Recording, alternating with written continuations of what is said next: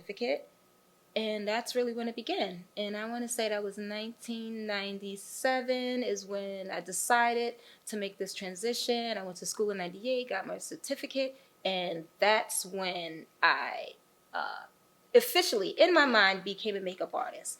Little did I know how hard it was going to be to break in, but I didn't put a time on how long it would take for me to become a professional makeup artist after I got that certification. I really didn't. I didn't think like that. I just said to myself, oh, okay, I can be on MTV. I can work for CBS. I can work for magazines. I'm going to do it all. So I clearly remember having this conversation with a manager that I worked with, and I was so excited and exuberant.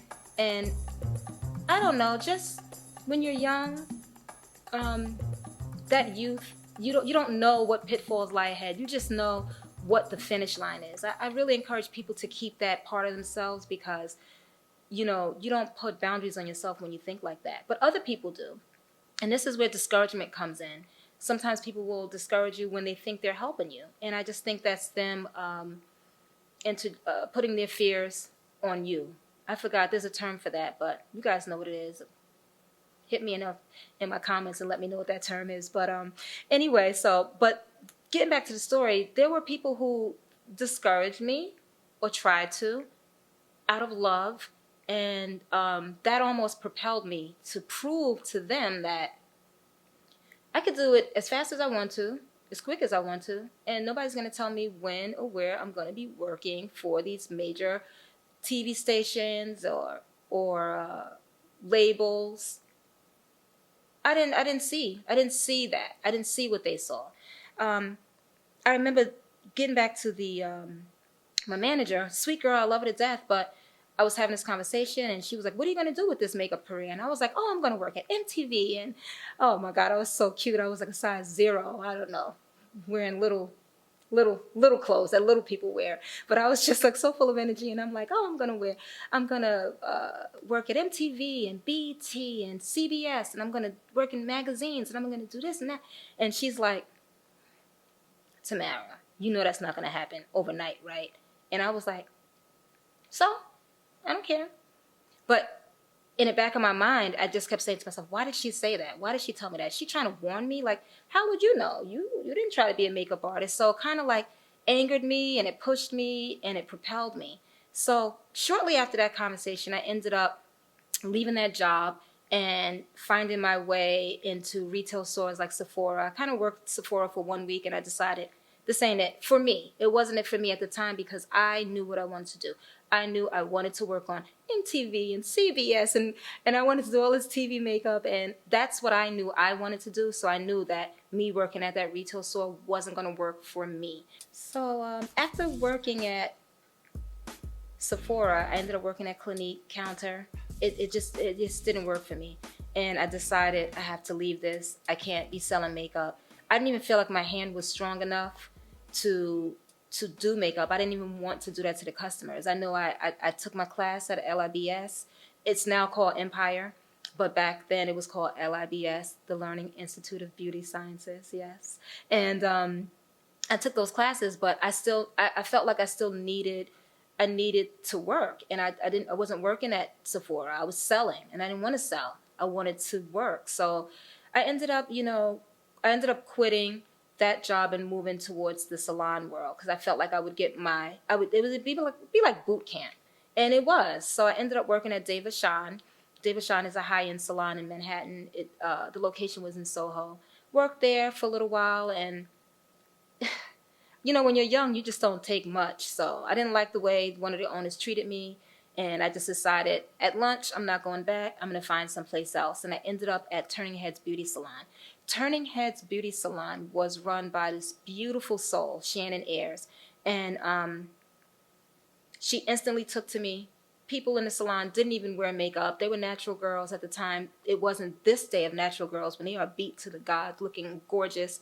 And if you don't wear makeup, you're gorgeous anyway, but it just wasn't it. Like if you were wearing locks, you weren't wearing makeup. If anything, you might have put on some lip gloss, some lip balm, maybe some mascara at the most, but me being in that salon helped me. It I learned how to gain trust from clients because she had clients that came in and I was there. I was very excited. I had my long weave down to my back. Mind you, these girls had their locks and they were beautiful, but I was total opposite of who they were.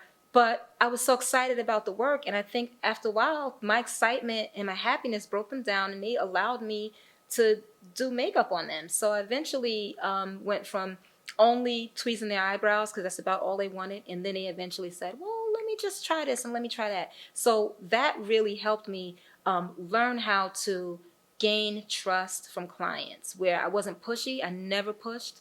It was just my excitement for this thing that I was doing, and I just drew them in naturally. Why I call Shannon Ayers a beautiful soul is because she loved me. I know she did. She gave me so much opportunity. I can't even thank this woman enough. But she also knew that I had to go.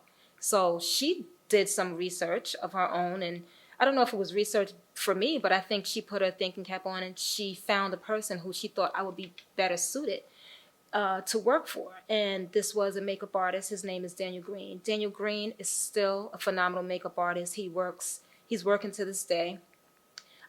His department had in a lot of shows. Just a little background on him, and I know he worked on Power. Power is about to be over now, but he worked on a lot of film. He worked news. Like, I really learned a lot about him. But back in the 90s, before all of that, before he found his way into TV, he was doing a lot of print, and he was also a photographer. So, she's like, Tamara, why don't you go to work with Daniel? I think it'll be better for you. There's nothing I can do for you here. And I cried. I was like, no, I don't want to leave. It was in the heart of Harlem. I just felt so comfortable. I felt at home. These people finally started liking me and trusting me, but she knew that I would not be able to move forward if I stayed there. So I ended up leaving her and working for Daniel. And through Daniel, I gained a lot of experience. I started washing his brushes. That's the only thing he had allowed me to do. But I needed to learn to wash brushes. I had to understand what cross-contamination was. And, he paid me $200 a week. It was the best $200 a week I could have ever made. It was a blessing to me to earn that money the way I did. And finally, he ended up allowing me to shadow him. And he did things step by step, little by little. And I really think it's important for people to take the steps, because this makes you an expert. You can't be an expert just by wanting to do something. You have to practice. And those things that I learned from Daniel gave me the practice that I needed. And slowly but surely, he allowed me to do makeup. And then he kicked me out of the nest too. Everybody's kicking me out of the nest. They were like, you're getting too comfortable. I can't have you here anymore. You need to go and work. And I was like, no, not again, not again. But I definitely needed that kick in the butt. Honestly, this is 2 years after I got my certificate. So everything was moving fast for me. I ended up, through him, working for Luster and doing a photo shoot. And then I literally, from that point on, I started working on